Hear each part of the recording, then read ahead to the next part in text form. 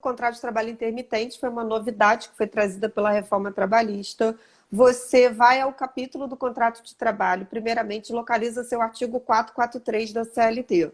Quando chegar no Isso. 443, você vai ver que logo o caput já falou. Ele pode ser tácito, expresso, verbal, escrito, determinado, indeterminado e intermitente. Você fala, meu Deus, que tal intermitente é esse? Eu costumo dizer assim, ó, lembra sempre da palavra intermitente. A intermitência é uma coisa assim, ó, acontece, não acontece, acontece, não acontece. Uhum, Pensa numa luz intermitente, ela não fica assim, ó? uhum, Então você não vai esquecer do contrato intermitente. Então você vai lá no parágrafo 3º do próprio artigo 443, ele te explica, ó, apesar dele ter períodos de trabalho e não trabalho, ou seja, tem hora que trabalha, tem hora que não trabalha, o trabalho dele é subordinado. Então isso quer dizer o quê? Parágrafo 3º do 443, ele é empregado, o trabalho dele é subordinado, mas ele é uhum, todo diferente. Tem hora que trabalha e tem hora que não trabalha. E ele só recebe quando ele efetivamente estiver o quê? Né, trabalhando. E tem um detalhe importante, principalmente para a prova objetiva, mas não impede de cair uhum, também na segunda fase. O 443 no finalzinho diz assim, ó, posso aplicar contrato de trabalho intermitente em regra para qualquer atividade, uhum, exceto aeronautas. Então, isso para a uhum, prova, então,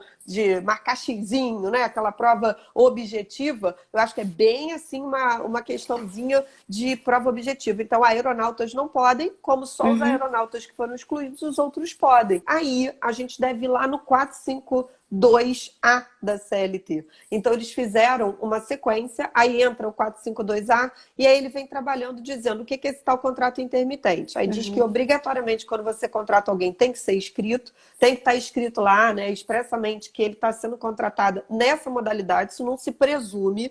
E aí o que vai uhum, acontecer?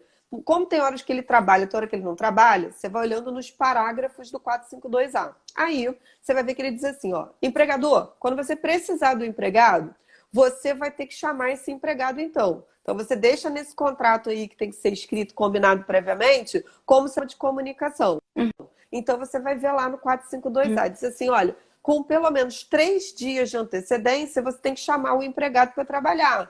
E aí o que vai acontecer? Para dizer, ó, preciso de você. Quando a lei uhum. fala, né, dias e não usou a palavra úteis, então os dias são o quê? Corridos, tá? Então Corridos. não Uhum, tenho pelo menos uma antecedência de 3 dias para chamar o empregado. Aí esse empregado recebe a comunicação, uma coisa que eu gosto de chamar a atenção, veja nos parágrafos do próprio 452A, salvo engano é o parágrafo 3º, que ele deixa claro que admite recusa. Então este empregado, como assim? Quando eu vou trabalhar, quando eu precisar de você, eu te chamo. Este empregado, ele pode recusar. Então, mas se ele recusar, ele é empregado, não vai descaracterizar o contrato dele? Não, porque esse contrato tem uma série de regras. Ele pode uhum, aceitar ou não. Então, o que vai acontecer? O parágrafo, salvo engano, acho que é o segundo, depois vocês confiram os uhum, parágrafos, por gentileza, mas tudo do 452A, ele diz, olha, quando o empregado receber a comunicação, ele tem até 2 dias, no caso ali, na verdade, desculpa, ele tem 24 horas, né, 24. para poder Uhum, aceitar ou não. Então, ele tem 24 horas para dizer, eu aceito, eu não aceito. Então, eles falam uhum, ali, eu tenho um prazo, eu tenho um dia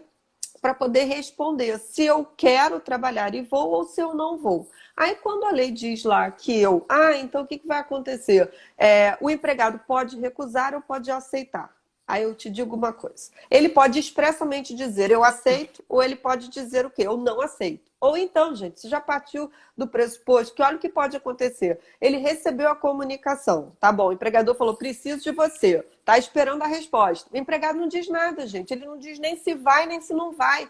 Aí ele fica quietinho, silente, não teve resposta. Tome muito cuidado, porque a gente tem um ditado popular que pode atrapalhar a sua vida no momento. Você, em algum momento, já deve ter escutado isso, ou até mandou isso para alguém, tá? Você já deve ter uhum, ouvido falar assim, quem cala consente. Pois é, mas aqui, uhum. ó, tome muito cuidado. Porque se o empregado ficar caladinho e nada disser, quem cala, na verdade, recusa. O silêncio do empregado, se não disser se vai ou não vai, o silêncio é igual a recusa. Então, se ele Boa. não falar nada, ele não vai. Deixa eu te explicar por quê. porque existe um parágrafo 4º nesse artigo que diz que aquela parte, né, que se comprometeu e aceitou automaticamente ao contrato intermitente, se ela diz que vai, por exemplo, e não aparece sem um motivo justificável, né, e realmente, né, ali tem que provar esse motivo, ela tem uma multa. E essa multa é pesada, tá? Porque vamos imaginar, o empregado aceita, diz que vai e não aparece, o empregador está lá esperando por ele. Não só ele não ganha, porque só ganha quando trabalha, como pior, vai ter que pagar o quê? 50% do valor daquilo que ganharia se tivesse ido. Então, você já entendeu, né? É muito detalhe do intermitente. Então, tem que passar os olhos com carinho nesse 452A, hein? Vamos lá, hein?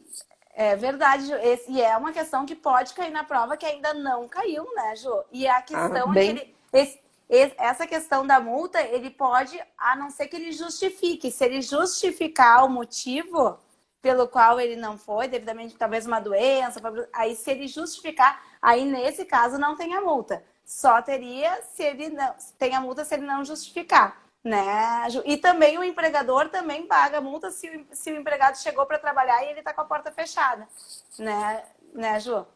Ó, eu tô aqui olhando, sim, perfeito, perfeito. Eu tava só olhando aqui pro ladinho, porque todo mundo sabe que eu gosto de tudo fundamentado, né? Então, eu sou toda física com as fundamentações. Aí tava eu olhando aqui, porque eu acho que principalmente... Eu tava tentando abrir.